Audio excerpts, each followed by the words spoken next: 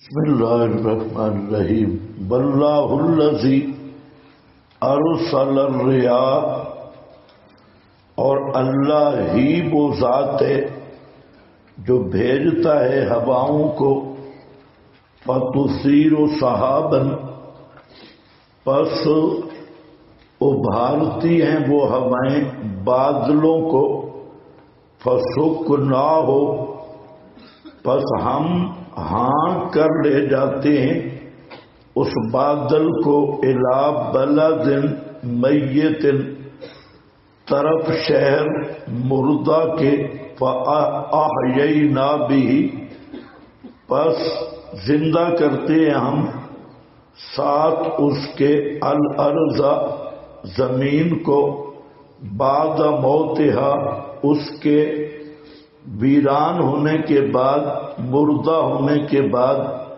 کذالک النشور، اسی طرح ہوگا قبروں سے زندہ ہو کر اٹھنا، کذالک النشور، النشور کا معنی زندہ ہو کر اٹھنا۔ یہ دلیل توحید عقلی چہارم ہے کہ اللہ ہی وہ ذات ہے، واللہ الذی، اس میں حصر ہے کہ یہ شان کسی زندہ، مردہ، فرشتہ، نبی، پیر فقیر کی ذاتی عطائی کلی جزئی نہیں، یہ اللہ ہی کا تصرف ہے۔ ہواؤں کو بھیجنا، فتثیر سحابا، پس وہ ہوائیں ابھارتی ہیں بادل کو، فسکنا، التفات ہے، پس ہم اس کو ہانک کر لے جاتے ہیں طرف شہر میت کے۔ شہر میت کا مطلب کہ مردہ، ویران شہر، فاحیینا بہ الارض، پس ہم زندہ کرتے ہیں ساتھ اس کے۔ یہاں اب ہی ضمیر کا مرجع بارش یا پانی مذکور نہیں، مفہوم ہے کہ ہم اس پانی اور بارش کے ذریعے زمین کو زندہ کرتے ہیں، بعد موت الارض، زمین کی ویرانگی کے بعد، موت کے بعد۔ کذالک النشور، یہ جملہ معترضہ برائے اس بات قیامت، اسی طرح قبروں سے زندہ ہو کر اٹھنا ہوگا۔ اس پر حاشیہ ہے، کثیرا ما یستدل تعالی علی المعاد بإحیاء الارض بعد موتها، کہ اللہ تعالی نے کئی مقام پر زمین کی حیات سے اور بارش کے نزول کے بعد زمین کی آبادی کو نظیر پیش کیا ہے قیامت کی زندگی پر۔ تو کما فی اول سورۃ الحج، جیسا کہ اس کا پورا مضمون سورہ حج کے اول میں ہے، یُنَبِّئُ عِبَادَهُ، اللہ تعالیٰ اپنے بندوں کو خبر دیتے ہیں کہ اَن یَعْتَبِرُوا بِهَذَا، اس پر قیاس کرو، عبرت حاصل کرو۔ فَإِنَّ الْأَرْضَ تَكُونُ مَيْتَةً حَامِدَةً، زمین مردہ بنجر ہوتی ہے، لا نبات فیہا، اس میں کوئی گھاس نہیں ہوتا۔ فَإِذَا أَرْسَلَ إِلَيْهَا السَّحَابَ، جب اللہ اس کی طرف بادل کو بھیجتے ہیں، تحمل الماء، وہ بادل پانی کو اٹھاتا ہے، وَأَنزَلَهُ عَلَيْهَا، اللہ اس پانی کو زمین پہ اتارتے ہیں، اہتزت وربت، زمین حرکت کرتی ہے، پھول جاتی ہے، انبتت من کل زوج بہیج، اگاتی ہے ہر قسم کے عمدہ جوڑے کذالک الاجساد، کیا لفظ ہے؟ کذالک الاجساد اذا اراد اللہ سبحانہ بعثھا ونشورھا، اسی طرح مردہ جسم جب اللہ ارادہ کرے گا ان کے زندہ کرنے کا اور زندہ کر کے اٹھانے کا، انزل من تحت العرش مطرا، اللہ عرش کے نیچے بارش برسائیں گے، یؤم الارض جمیعا، جو پوری زمین پہ برسے گی، فتنبت الاجساد فی قبورها، تو جسم قبروں میں اگیں گے، دوبارہ بنیں گے، کما ینبت الحب فی الارض، جیسا کہ حب اور دانے زمین میں اگتے ہیں، بلہذا جاء فی الصحیح، اس لیے صحیح حدیث میں ہے کل ابن آدم یبلا، ابن آدم کا پورا وجود مٹی کھا جاتی ہے، الا عجب الذنب، مگر دم غذا، من ہو کھلے کا بمن ہو جو رکب، اسی سے پیدا ہوا اور اسی سے مرکب ہوگا دوبارہ، بلہذا قال تعالی، اسی لیے اللہ نے فرمایا کذالک النشور، اسی طرح زندہ ہونا ہے، کما تقدم فی الحج، جیسے حج میں حدیث ابی رزین وہ گزر گئی، کیف یحیی اللہ الموت وما آیت ذلک فی خلقہ، پوچھا کہ مردے کیسے زندہ ہوں گے اور کیا اس کی علامت ہے؟ آپ نے فرمایا اما مررت بوادی قوم کا، کبھی تو اپنے قوم کی وادی سے گزرا ہے کہ جو پھر تو گزرا ہو تو وہ غیر آباد ہو، بنجر ہو، پھر تو گزرا ہو تو وہ سرسبز شاداب ہو؟ قل تو بلا، میں نے کہا کیوں نہیں؟ قال کذالک یحیی اللہ الموتى، اسی طرح اللہ زندہ کرے گا مردوں کو۔ تو اس سے کیا پتہ چلا کہ مردے کب زندہ ہوں گے؟ دفن کے بعد یا قیامت کے دن؟ اور دوسرا یہ جو حدیث ہے نا کل ابن آدم، یہ بخاری مسلم کی حدیث ہے اور بالکل صحیح ہے، بخاری میں، مسلم میں، مسند احمد میں کئی مقام پہ مذکور ہے۔ اس سے فرقہ عثمانیہ شیطانیہ اس نے استدلال کیا اجساد انبیاء کے گلنے سڑنے پر، انہوں نے کہا دیکھو جہاں آیا کل ابن آدم، ہر ابن آدم کا جسم گل سڑ جاتا ہے، تو یہ ان کی جہالت ہے، کیونکہ جہاں کل ابن آدم کا کل افرادی نہیں ہے، یہ کل مجموعی ہے۔ کل دو قسم کا ہوتا ہے، ایک کل افرادی ہر فرد اور ایک ہے مجموعہ اجزاء۔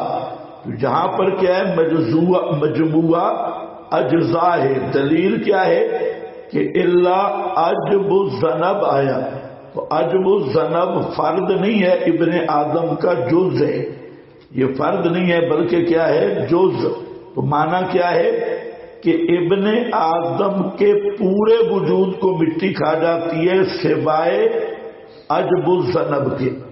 تو یہ عجب الذنب بندے کے وجود کا جز ہے، تو یہ خود اس سے سنا دلیل ہے کہ یہ کل کا معنی ہر ابن آدم نہیں، کل کا معنی ہے ابن آدم کے پورے وجود کو مٹی کھاتی ہے، مگر عجب الذنب اب سب کو کھاتی ہے یا نہیں، اس حدیث میں مسکوت عنہ کے درجہ میں، یہ مذکور نہیں۔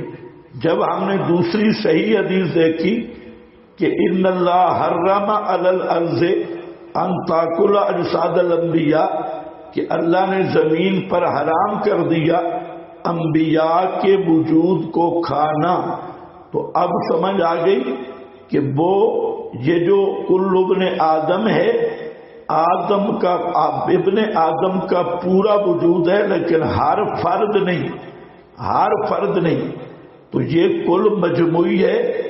اور انبیاء کرام کے اجساد کا محفوظ ہونا اور تر و تازہ ہونا وہ دوسری حدیث سے ثابت ہے، اور تعارض بھی نہیں۔ اس لیے تعارض نہیں کہ تعارض تب بنتا کہ کل افرادی ہوتا، جب کل کس کو سمجھ آ رہی ہے؟ یہ کل مجموعی، میں نے پورا انار کھایا یا سارے انار کھائے، دونوں میں فرق ہے، یعنی پورا کھایا یا سارے انار کھائے۔ پورا کھایا کا مطلب ایک انار پورا کھایا، اور سارے جتنے انار تھے ٹوکری میں سارے کھا گیا، یہ سارے کھائے یہ افراد ہے، اور پورا کھایا یہ مجموع ہے۔ یہاں کل کون سا ہے؟ کل مجموعی۔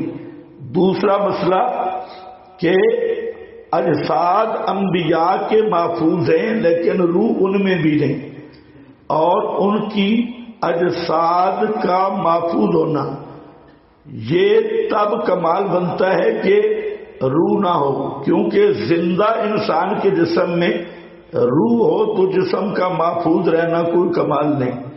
70 80 90 سال کے بوڑھے ہیں، ان کا جسم بھی گلا سڑا نہیں ہے، جسم کے اندر روح موجود ہو اور زندہ جسم کا محفوظ ہونا یہ کمال نہیں، کمال ہے میت جسم کا محفوظ ہونا۔ اور یہی خصائص نبوت ہے کہ نبی کا میت وجود بھی سلامت رہتا ہے اور محفوظ رہتا ہے۔ اس سے اہل بدعت نے حیات پہ استدلال کرنے کی کوشش کی، حالانکہ یہ جہالت ہے۔ اگر جسم زندہ ہے اور پھر محفوظ ہے تو پھر کمال ہی نہیں، کمال تب بنتا ہے کہ میت وجود سلامت رہے، یہ خصوصیت ہے۔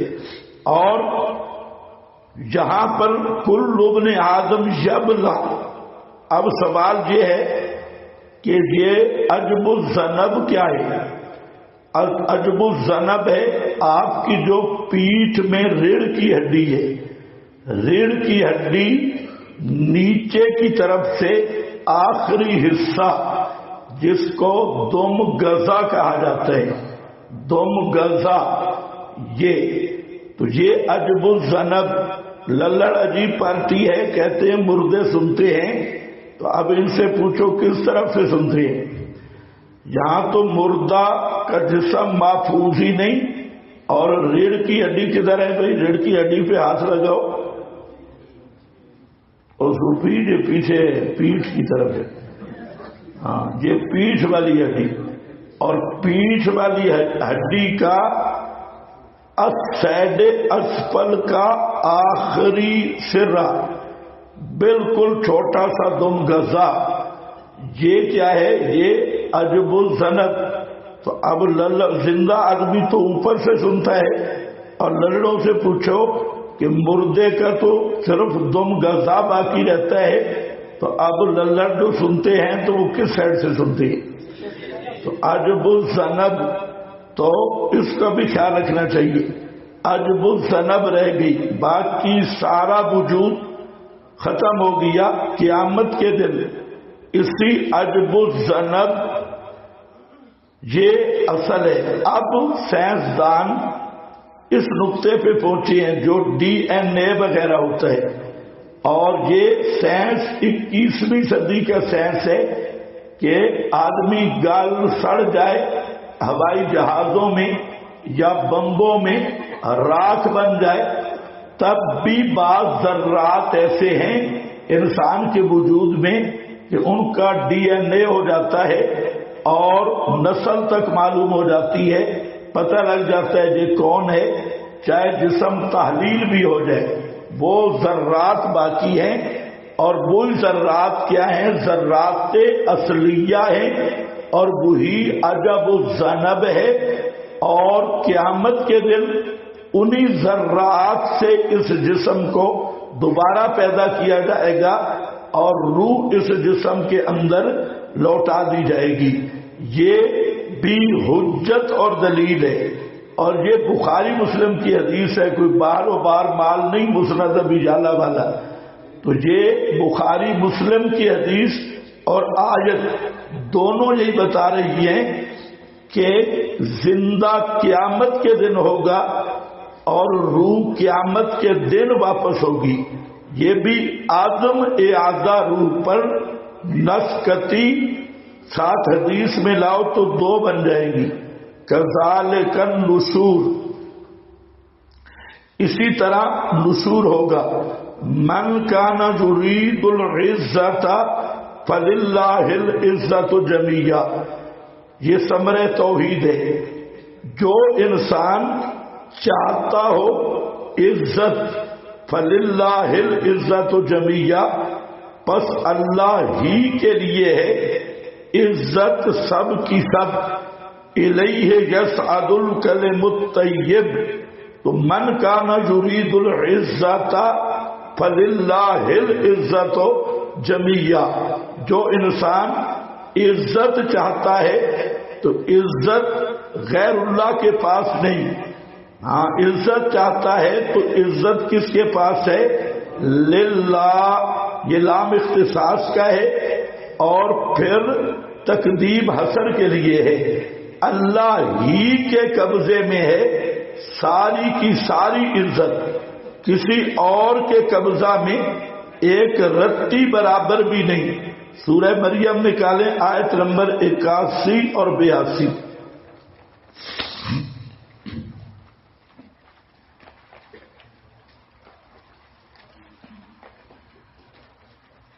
جلدی بھائی، صوفی تو صحیح شے ہے۔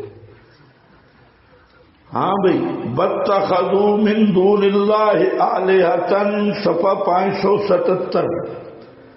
واتخذوا من دون اللہ آلہۃ، بنا لیے ان مشرکوں نے اللہ کے سوا کئی الہ، کیوں؟ لیکونوا لہم عزا، تاکہ ہوں واسطے ان کے مددگار باعث عزت، یعتزون بہا ویستنصرونہا، ان سے عزت حاصل کریں۔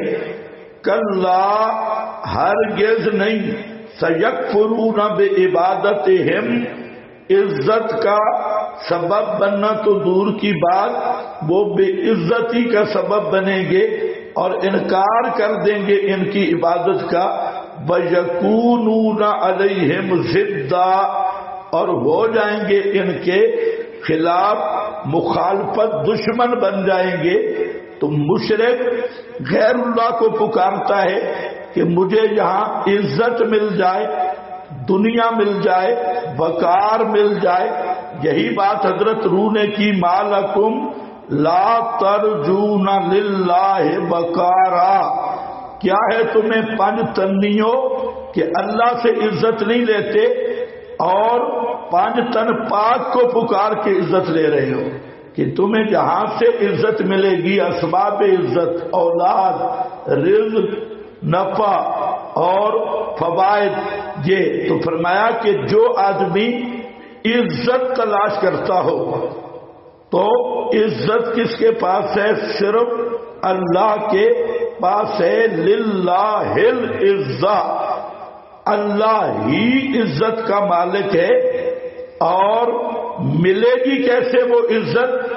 الیہ یصعد الکلم الطیب والعمل الصالح، عزت کا ذریعہ توحید ہے۔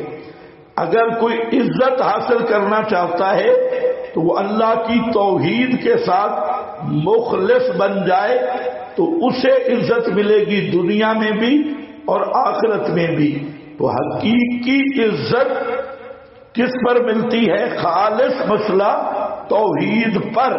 تو غیر اللہ کی پکاریں ہوتی ہیں عزت اور اسباب عزت کے حصول کے لیے تو فرمایا جو آدمی عزت چاہتا ہے تو عزت کا مالک صرف اللہ ہے.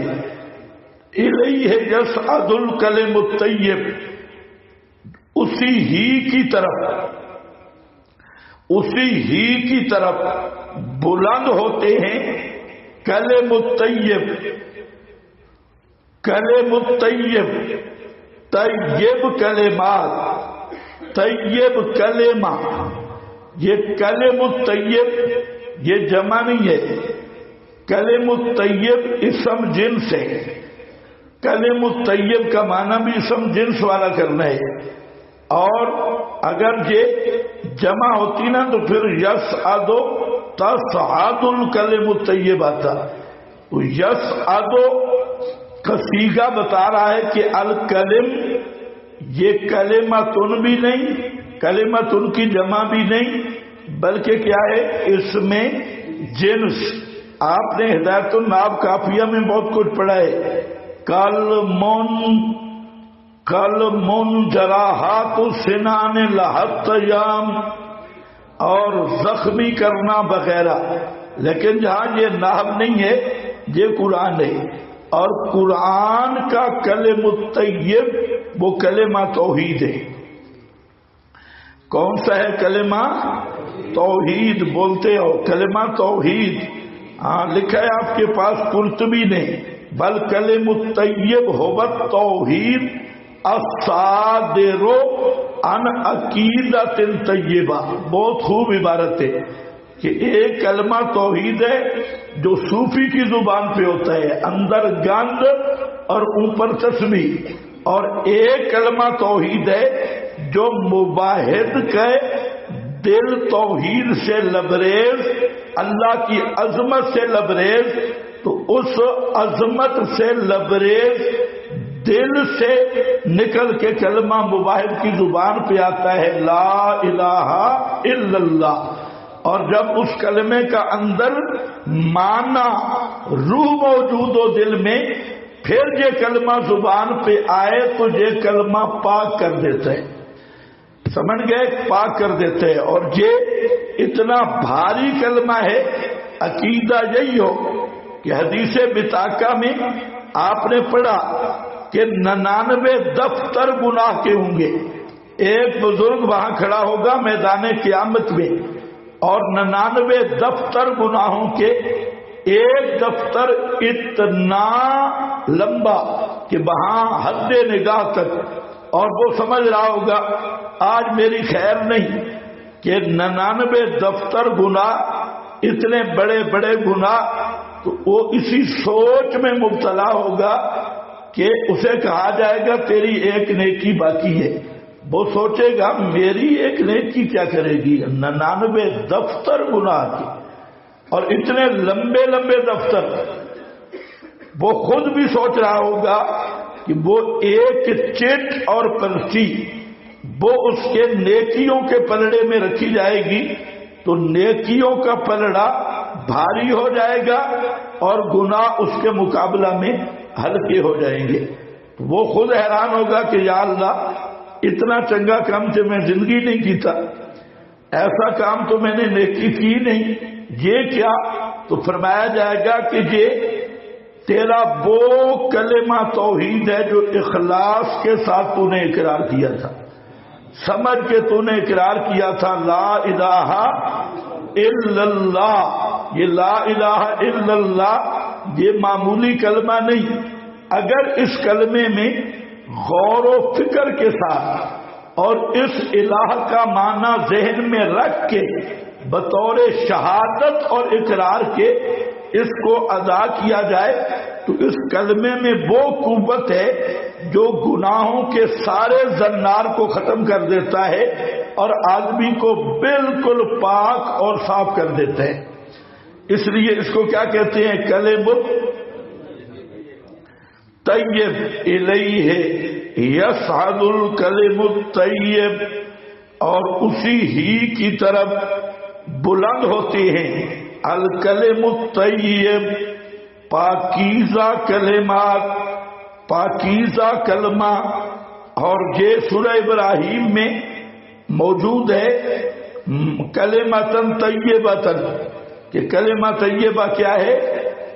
یہی توحید، اصلھا ثابت وفرعھا فی السماء، اس کی جڑ دل کی زمین کی گہرائیوں میں ہے، کیونکہ یہ کلمہ فطرت ہے، اور اس کے فرع شاخیں آسمانوں میں بلند ہے، اور بلند ہے، نہ تو اسے آندھیاں گرا سکتی ہے، نہ مصائب کے طوفان اس کو متزلزل کر سکتے ہیں، اس کی جڑیں پکی، شاخیں آسمان میں، اور یہ سدا بہار ہے، نہ مصائب اور نہ اور کوئی آندھی اسے اکھیڑ سکتی ہے۔ تو یہ وہ کلم الطیب، کلمہ توحید، لا الہ الا اللہ، یہی کلمہ طیب، بل عمل الصالح، اور عمل صالح، یرفعہ، بلند کرتا ہے، یرفعہ، یہاں یرفعہ کا معنی سمجھے، یرفعہ میں ضمیر فاعل کی ہے، ہو ضمیر مفعول کی ہے، دونوں کا معنی کرنا ہوگا کہ یرفع بلند کرتا ہے، کیا ہوبا ضمیر کا مرجع نکالو، بلند کرتا ہے، کیا چیز بلند کرتا ہے؟ کلم الطیب۔ کس کو بلند کرتا ہے؟ ہو ضمیر العمل الصالح کی طرف لوٹ رہی ہے، تو معنی یہ ہوگا کہ یرفع الکلم الطیب العمل الصالح، بولو یرفع الکلم الطیب العمل الصالح، پھر اونچا بولو یرفع کلم الطیب العمل الصالح، بلند کرتی ہے توحید نیک اعمال کو، نیک اعمال کو، یہی معنی ہے۔ جہاں آپ تفسیریں دیکھیں گے ناوی احتمال ہے، ناوی کے ضمیر ادھر بھی لوٹ سکتی ہے، ادھر بھی لوٹ سکتی ہے، ادھر بھی، تین توجیحات، کیلا کیلا، یہ ناوی کیلا ہے، اور قرآنی کیلا، قرآن اس کیلا کو لیتے ہی نہیں۔ میں نے کیا معنی کیا؟ یرفع ضمیر،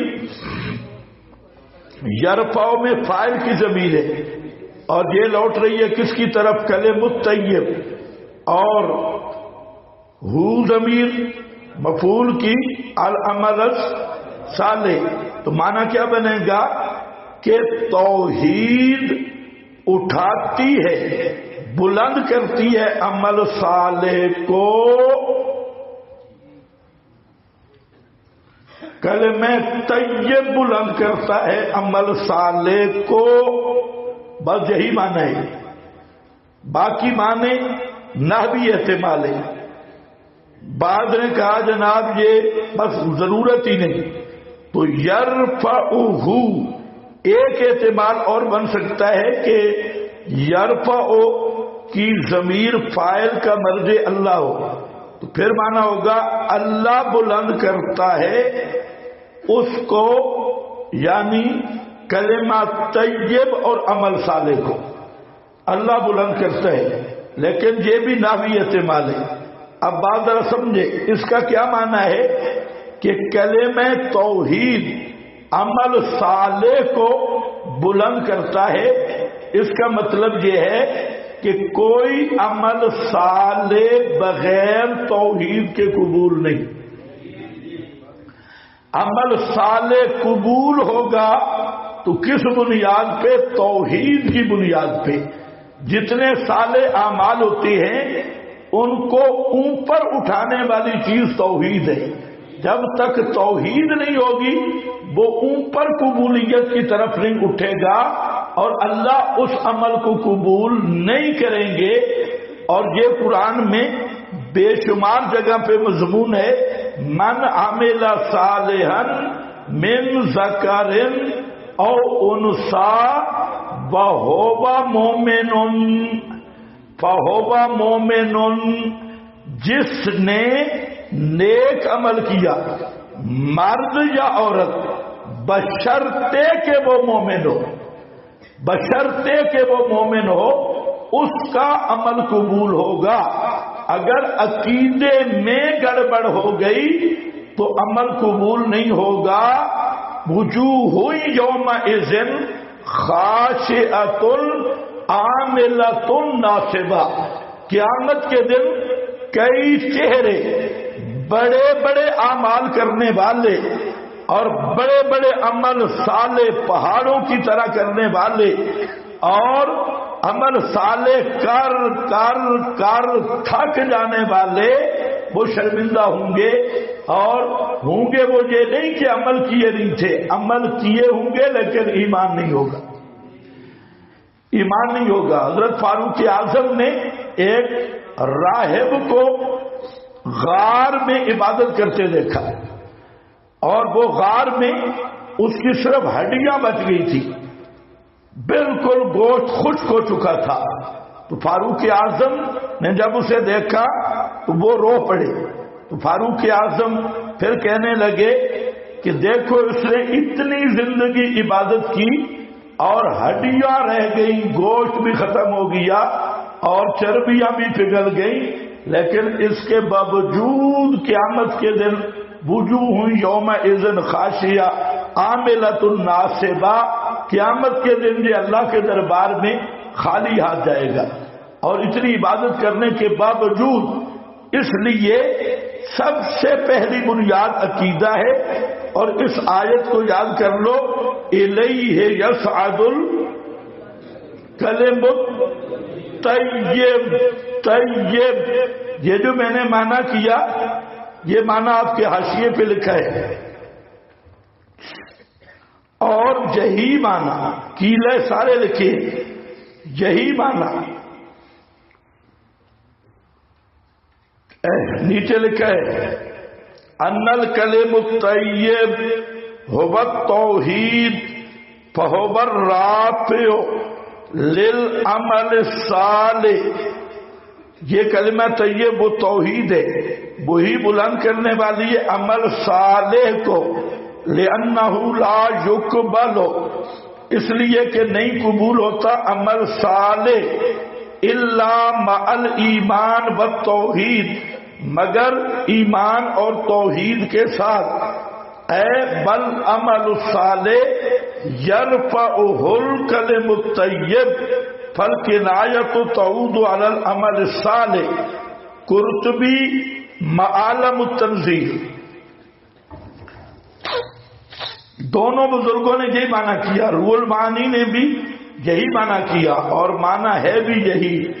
الیہ یصعد الکلم الطیب والعمل الصالح یرفعہ. یرفعہ کا معنی دو معنی ہیں، ایک یہ ہے کہ یصعد بھی اور یرفعہ بھی، یہ کنایا ہے قبولیت سے. اوپر اٹھنے کا مطلب کیا ہے؟ قبولیت. اللہ قبول کریں گے عمل کو توحید کی بنیاد پر.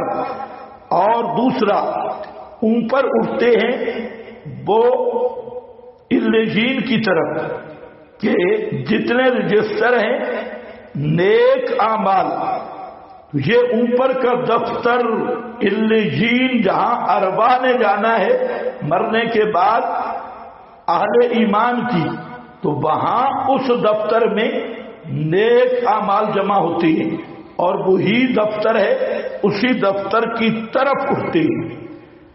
سمجھ گئے میری بات؟ دو باتیں، ایک تو یہ یصعد قبولیت سے کنایا ہے، دوسرا صعود اور رفع سے مراد کیا ہے؟ اعلی الجین کے دفتر میں یہ جمع کر دیے جاتے ہیں اور محفوظ کر دیے جاتے ہیں اعمال صالحہ. اور جو مشرک کے اعمال ہیں یہ اوپر اٹھتے ہی نہیں، یہ اوپر اٹھتے ہی نہیں، یہ نیچے ہی گرتے ہیں اور سجین کی طرف ہی جاتے ہیں، یہ الجین کی طرف جاتے ہی نہیں. اسی لیے حبطت اعمالہم فلا نقیم لہم یوم القیامت وزنا. ملا بن رہے ہو نا آج، اس چیز کی بنیاد ہی کوئی نہیں. جب سے ریونڈی دعوت آئی ہے تو عقیدے کو تباہ کر دیا اور اسی چیز پہ لگا دیا عمل عمل عمل عمل عمل عمل عمل. اور آپ میں کمزوری یہ ہے کہ عقیدے کی اہمیت کا غلط معنی لیا کہ عمل کی ضرورت ہی نہیں. عمل کی ضرورت ہے لیکن مباحث کو ہے، مشرک کا عمل نہیں اور مباحث کا عمل ہے. تو دونوں افراد تفرید کا شکار ہو گئے. انہوں نے عقیدے کو اہمیت دینا چھوڑ دی اور ہمارے مباحثوں نے عمل کو اہمیت دینا چھوڑ دی. تو یہ دونوں پٹڑی سے اترے. تو یرفعہ والذین یمکرون السیئات، تخویف اخروی، وہ لوگ جو یمکرون مکر سے، مکر کا معنی خفیہ تدبیر، عموماً بری تدبیر سازشوں کے معنی میں ہوتا ہے.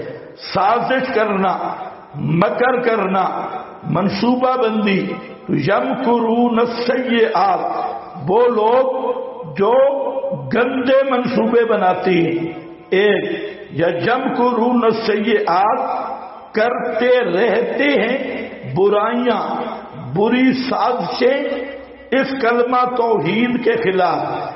برائیاں اس کلمہ توحید کے مقابل یعنی شرک. منصوبے جات بھی سازشوں والا معنی. تو سازشیں کس کے خلاف ہوتی ہے؟ توحید کے خلاف. اور دوسرا برے عمل. برے عمل میں سب سے بڑی چیز شرک ہے. لہم عذاب شدید، واسطے ان کے عذاب سخت ہوگا. یہ ثمرہ اخرویہ ہے، آخرت کا نتیجہ. وَمَكْرُ أُولَئِكَ، یہ ثمرہ دنیاویہ ہے. اور ان کی خفیہ تدبیریں ہوبا جبور، وہ برباد ہوں گی، تباہ ہوں گی.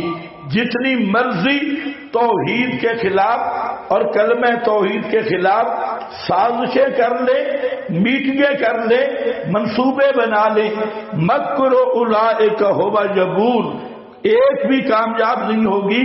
سارے منصوبے خاک میں مل جائیں گے.